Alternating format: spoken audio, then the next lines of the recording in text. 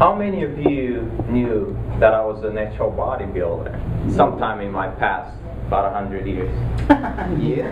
You said something. Oh, like a minute ago. How many of you, by show of hands, have been to a bodybuilding contest, a live show? A couple of people, 2, 3 people. Oh, great. Well, for the rest of you, since one of your fellow members is a former natural athlete, you may as well find out today what he's been through many, many times while getting ready to get on stage. I used to love competitive bodybuilding. I mean, really, I love the preparation process. I love to see how my body changes from week 1 to week 12. Every week, your body changes. But as much as I loved the preparation process from week 1 to 11, I can tell you I totally disliked week 12. And you ask why? Oh, let me tell you. I'm going to tell you about a couple of very important aspects of the pre-contest portion of the preparation process, and these are dieting, that's one of the most important, and posing on the stage. Of course, dieting is very straightforward. When you get ready for a competition, it's a couple of types of carbs like steamed rice and potatoes and lean meats and some seeds and nuts, and that's pretty much it. But 7 days out of the contest, almost all of these carbs and almost all of the meats are taken out, and what we're left with is steamed rice, a little bit of broccoli here and there, and chicken breast. And for the next 3 days, we start decreasing the amount of carbs, which means the rice. So 4 days out of the show, all we're left with is chicken breast and broccoli here and there.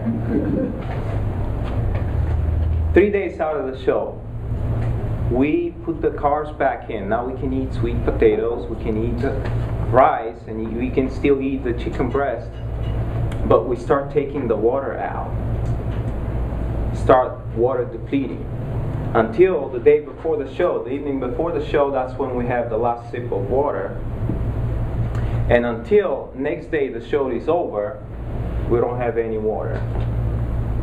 That's water depletion. I'm telling you, it's a tough process.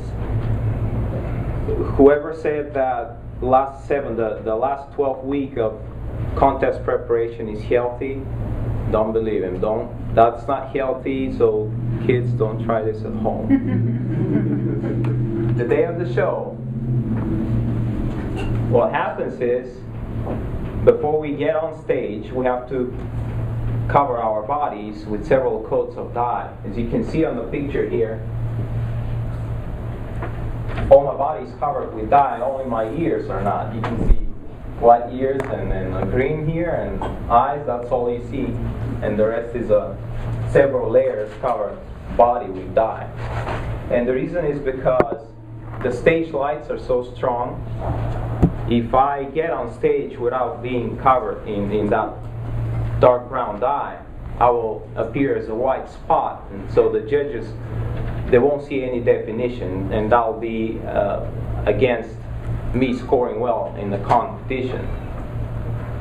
So when we are about to get on stage, they line us up in a line, all the athletes of the class that are supposed to get on the stage, and they start calling each of us by name. And when they call my name, I get on the stage and I line up with the rest of the contestants. But here I want to interrupt for a second and tell you about a dream I used to have for several years when I competed. And the dream will always appear about a couple of weeks out of the show. And it's not a dream, it's more like a nightmare.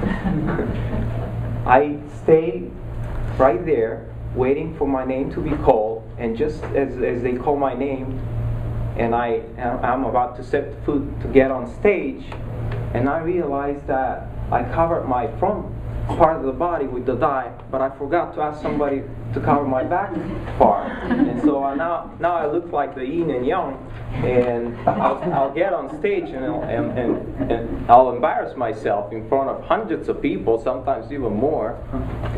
But anyway, we get on the stage, and the head judge asks us to take a relaxed pose, which is nothing like relaxed pose. It looks like relaxed pose, but it's not. There are 8 mandatory poses, and they guide us through each of these 8 mandatory poses. And in each pose, we're supposed to flex all the muscles in the body for 10 to 20, sometimes more seconds. And when I tell you all the muscles in the body, I mean all the muscles. That's 600 muscles in the human body. We try to flex a lot of them at the same time. And it appears like we're flexing all of them. So what happens is, we start from the legs up, and we flex the legs, then we flex the upper body. Like if the judge said, take front double biceps, we take the front double biceps pose, start flexing from the legs up until we flex their entire body. And then we have a nice grin on the face, like that, and we look happy. That's because we have to maintain facial composure, but happy is the last thing we are. It is painful, it hurts, it feels like 20 parts of your body want to cramp at the same time. You know what it is to have a calf cramp at night. Now imagine that 20 times multiplied. Anyway, we go through these 8 mandatory poses, and all we want at this point is to get out of there and fall on the carpet somewhere and relax and wait for the end of the show. And from this point on, everything is pretty much fun. I mean, the show ends around 11:30 at night, and at that point you either got a little medal or something, a trophy, or not, but you had fun there. But when the show ends, 11:30 at night, and when the lights are out, everybody's out of the room, what we do is we go to our hotel room, and the only thing we think about is putting 1,000,000 calories in our body right away because of the food and liquid deprivation. That's all we've been thinking for 12 weeks. We live for this moment. That's what takes us through the contest. And we have to go back in the room and take the dye off so we can get on the street and eventually find food. It takes about an hour and a half to take the dye off the body. And I always felt for these people that clean the hotel. Can you imagine 50 or 100 bodybuilders leave their rooms and they're all devastated bathrooms, and these people have to spend an hour or 2 cleaning the bathrooms? But that's a different topic. And if we're lucky, we go out there and find food. And at this point, I'm telling you, I always felt like I want to eat a cow full of chickens or full of fatties. That's how I felt, and I never got to eat that meal at 1:30 in the morning. Anyway, as you can see, competitive bodybuilding is not a fun stuff, and even eating anything you want sometimes is pretty impossible. But truth is, competitive bodybuilding taught me important lessons, and it taught me discipline, and it taught me dedication, and it helped me develop skills for a healthy lifestyle, skills that I master to this day. But the moral of the story is, if I found an activity that helped me develop certain skills, everybody can find an activity that can help them develop skills that serve them for life.